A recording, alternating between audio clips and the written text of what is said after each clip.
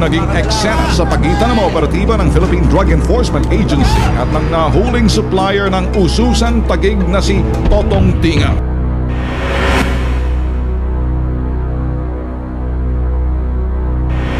Mahigit isang buwan ding sumailalim sa surveillance ng PDEA ang ancestral house ng mga Tinga dito sa Ususan, Taguig. Ayon sa kanilang asset na isang operatiba ng PDEA, talamak ang bentahan ng ipinagbabawal na gamot sa lugar at ang magkakapatid na Totong at Abet Tinga ang nasa likod na mga bentahan sa lugar.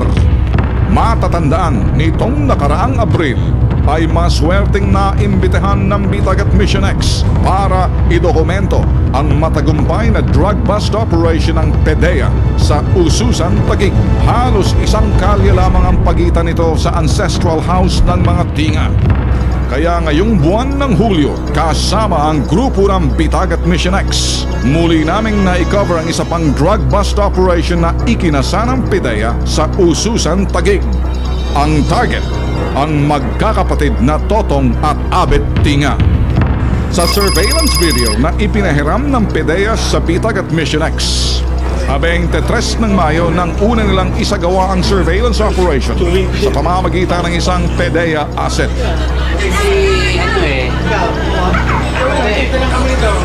Nama ko na po eh.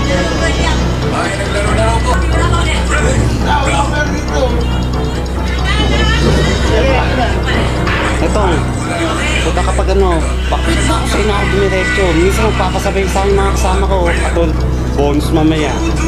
Alam mo, sa surveillance video na ito ng PDEA, nakumpirma na nagbebenta nga ang magkakapatid na Totong at Abet Tinga ng ipinagbabawal na shabu. Kaya't ginanahan pa ang asset. magkano na ba ang kalating dito? Ang isang bulto?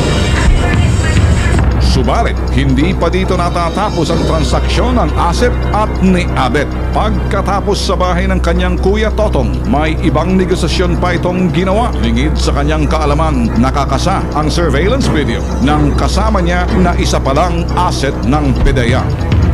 Kinagabihan, tulad ng napagkasunduan, bumalik ang asset sa bahay ni Totong upang muling kumuha at hindi naman ito nabigo sa pangalawang pagkakataon. Nabigyan siya muli ng shabu ni Totong. Simplify nyo lang yung drawing. Kapag-test file pa tayo sa Lord. So dalawa to. Buy, bust, and implementation of search warrant. So paglabas ng alpha, magkakaroon ng mag-aantay pa tayo ng isa pang bibili, then go na. So pag sinignal namin na enter, pak, nandito yung search warrant natin, sabay-sabay na yon, nandun na rin kami, ha? Yung yung concept of operation, walang kapagkakalaw ng walang clearance sa amin, ha? Clearance sa amin. So pag bibigay kami ng control cellphone or ng control cellphone, meron kami isang cellphone dyan, okay.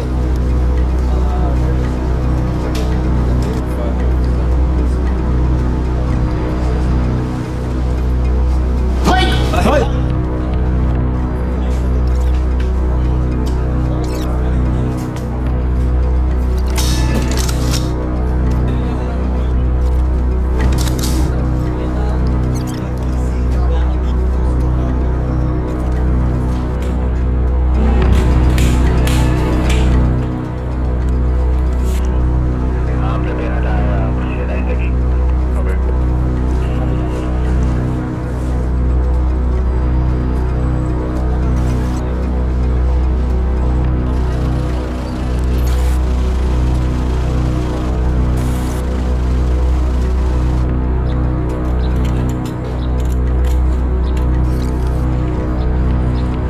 Contact namin yung asset, makakakuha si Totong Tinga ngayon ng shabu.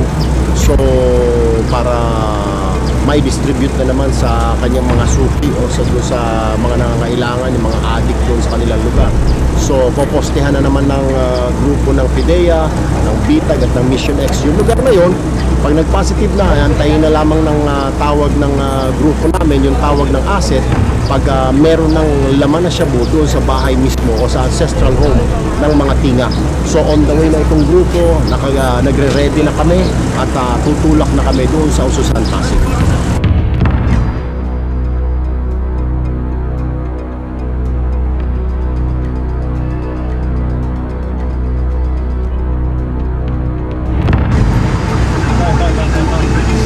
Bukas yung gate, bukas yung gate. Yan ha, blue gate. O, sige pare, sige pare. Tama. O, standby lang kami rito. Yung may nakamotor. Hello, jump.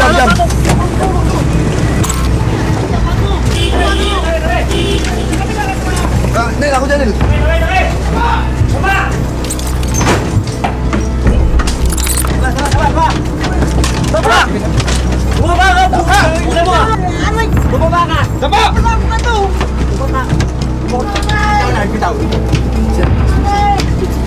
Bumaba ka na pare. Bumaba ka na lang. Huli ngayon itong si Totong sa suspect. Itong si Totong. Ito, medyo pumapalag pa ngayon. Huli dito sa second floor ng bahay ito, sinasabi ancestral home. Mga tila. Ongoing pa itong operation. Medyo pumapalag ito, lumalaban pa. Pero pinakontain na ngayon ng mga otoridad. Secure na rin ang buong paligid. Ayan. Kanan pamalag!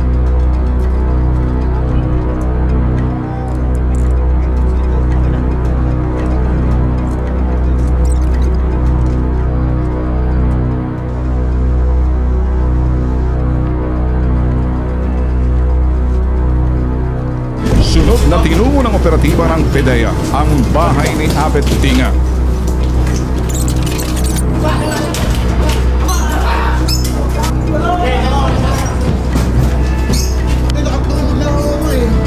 Subalit, ang pamangkin lang nitong si Carlos na napagalaman isa ring user na dating tulak ang nadatnan sa loob ng bahay. Hindi rin ito nakaligtas sa drug bust at search operations ng PDEA. Siguro nagsasagawa na-clear na ng PDEA itong bahay nga ni Totong. Hindi pa makita ngayon si Abet Tinga. Ito si Totong, kapatid niya nakahuli na sa second floor. Secured na yung lugar, hinihintay na lamang yung barangay dumating para may witness at saka yung abogado para i-search na yung bahay. Habang nagsasagawa ng search operation, ang mga operatiba sa loob ng ancestral house ng mga Tinga biglang nagkagulo sa labas ng bahay. Ang ilang operatiba ng PDEA kasamang Mission X at Bitag biglang nagtakbuhan.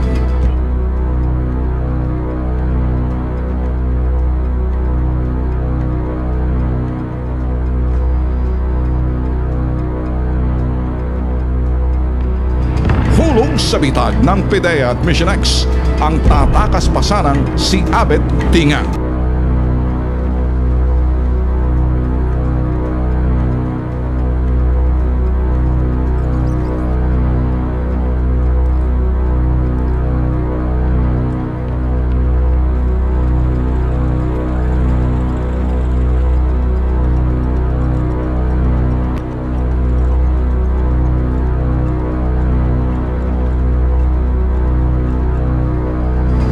Mabuti naman, at least nakikita ang tao na sincero ang programa ni General Santiago sa PDEA at programa ni Presidente tungkol sa paghuli ng mga drug lords, especially if they are relatives of officials. There is nobody who is above the law. Siguro naman hindi naman si Tinga at si Mayor Tinga, they have kinukonsinti yung mga kamag-anak nila kasi nakikita mo naman, otherwise they would have called up the PDEA or the Dangerous Drugs Committee of the House to get them off them. The government is sincere, they don't care who they catch as long, especially kung bitag din ang bumibira. Kaya nagpapasalamat ako sa PDEA ngayon.